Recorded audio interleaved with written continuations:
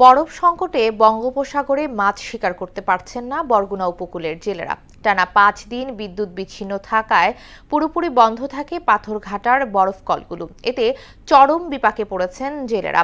এ অবস্থায় সমস্যার সমাধানে কাজ করছে জেলা মৎস্য বিভাগ। বরগুনা থেকে সাগর আকনের প্রতিবেদন, জানাচ্ছেন আফরিন পপি। বরগুনার পাথরঘাটার হাতিয়া বরফ কলঘাটে 7 দিন ধরে বরফের জন্য অপেক্ষা করছেন অন্তত 43টি ট্রলারের জেলেরা। সাগরের আবহাওয়া স্বাভাবিক হলেও বরফ সংকটে মাছ শিকারে যেতে পারছেন না তারা।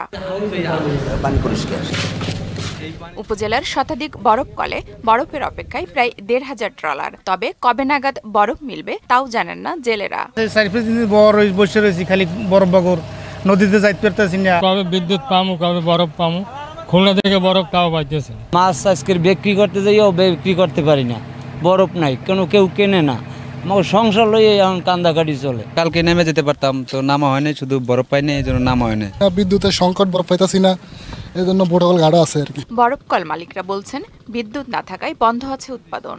এছাড়া গত কয়েকদিনের লো ভোল্টেজে অনেক কলের মোটরও নষ্ট হয়ে গেছে। বরফের কারণে আপনার বোটবাড়িগুলো সাগরে যাইতে পারতেছে না। বিদ্যুতের কারণে আমরা এই বরফ উৎপাদনও করতে পারতেছি না, আর বোটও সাগরে যেতে পারছে না। লো ভোল্টেজের কারণে আমাদের একটা মোটরের দাম পড়ে 2 লক্ষ 2.5 লক্ষ টাকা একটা মোটরের দাম।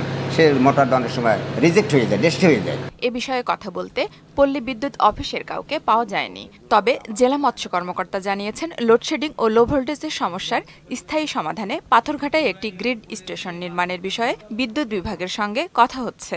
এখানে বিদ্যুৎ থাকা না থাকার সাথে ইলিশের মূল্যের সাথে একটা সম্পর্কিত হয়ে পড়ে।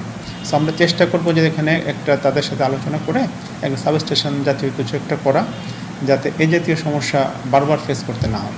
পাথরঘাটার এক একটি বরফ কল দৈনিক 4 থেকে 700 ক্যান বরফ উৎপাদন করে।